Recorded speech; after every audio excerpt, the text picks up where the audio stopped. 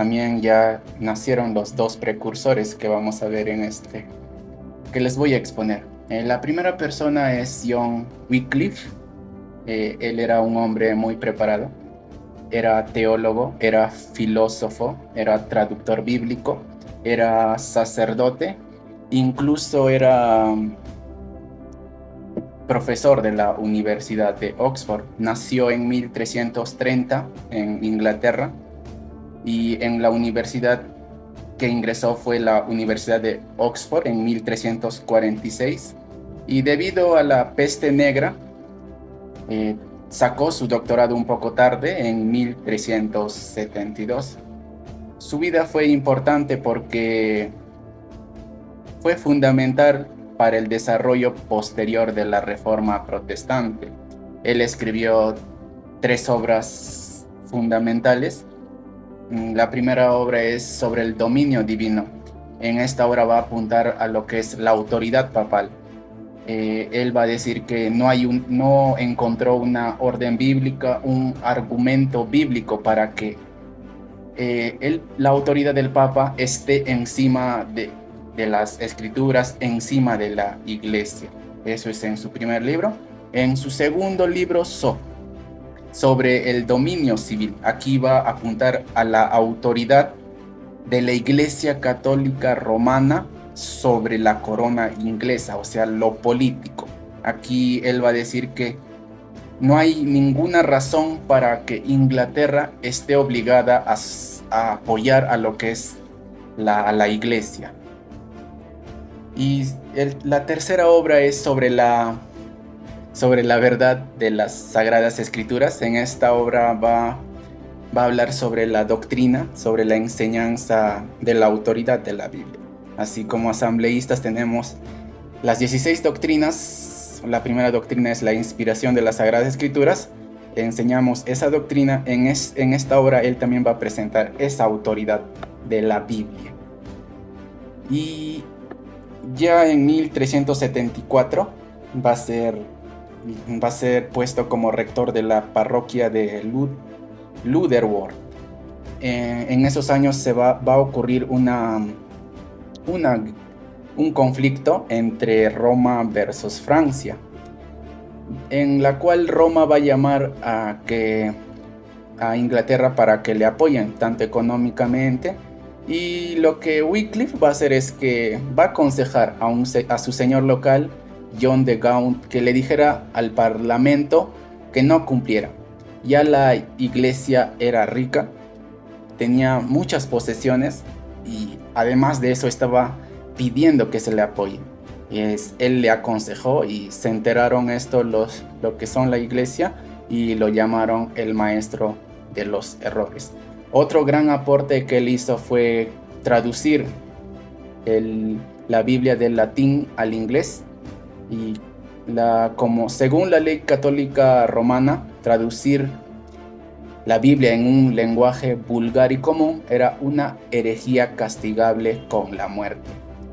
Él va a traducirlo y lo va a dejar un poco incompleto, ya su amigo va a terminarlo, uno de sus amigos. Y también, como en esa época todavía no se había inventado lo que es la imprenta, también va a ser un doble trabajo también de copiar escrito por escrito, no solo traducir sino también copiar. Y ese fue el aporte de John Wycliffe. Y no solo habló de esos temas, también habló de otros temas así controversiales, como son la transubstanciación, las indulgencias y sobre el rechazo al confesionario. Jesús no ordenó esta práctica y tampoco los apóstoles utilizaron esta práctica del confesionario. Y también va a hablar de estos temas, y va a morir por causas naturales en 1384, un 30 de diciembre. Y también John Wycliffe va a ser llamado como la estrella de la mañana de la Reforma Protestante.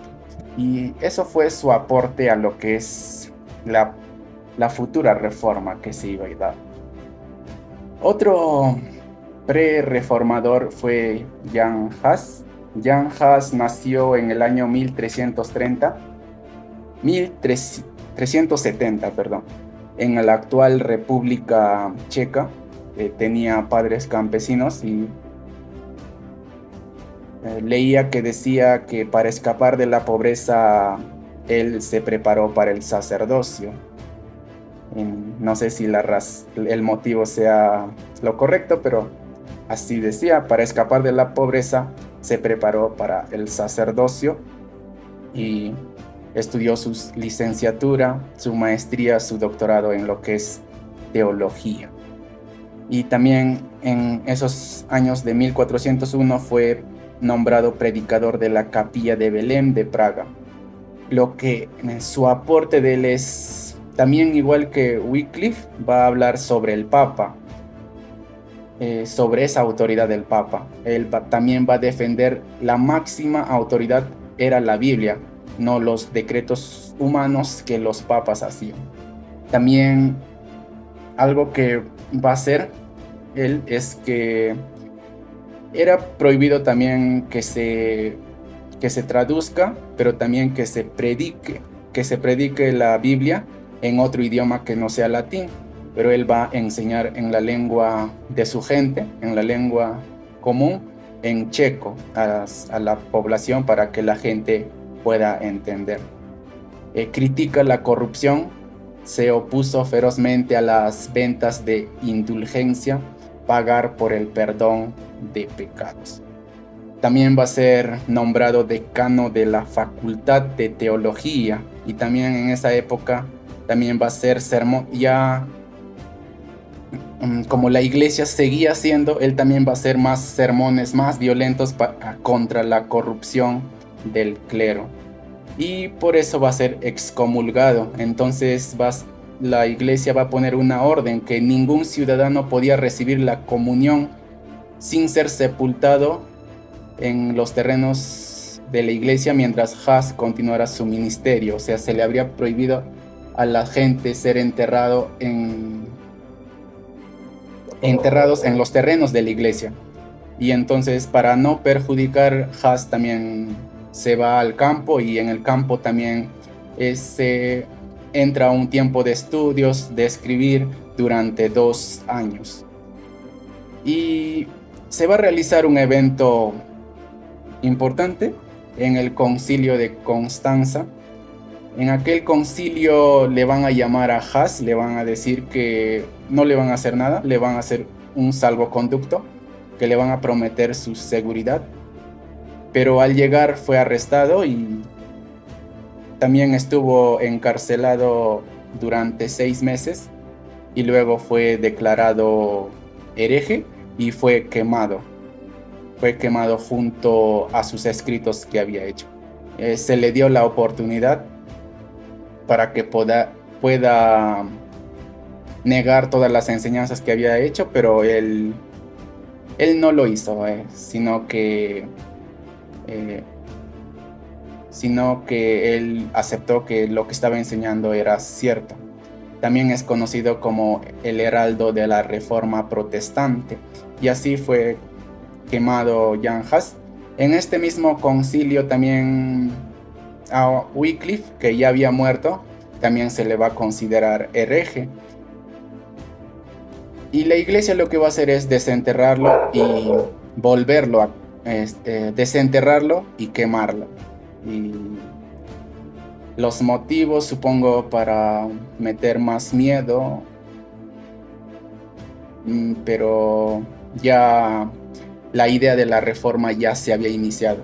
Muchos años posteriores también lo que es Lutero va a encontrar sus obras, sus sermones de Jan Hus, y también con eso se va a inspirar, y también con las obras de John Wycliffe. Se dice que las cenizas de John Wycliffe fue echado a un río, y ese río fue esparcido a todas partes de los pueblos, y así se dice que la idea de John Wycliffe nació ahí y fue esparcido por todos los países, por todos los lugares. Y así fue, hermanos, no se olviden, los dos pre-reformadores, John Wycliffe y Jan Hus.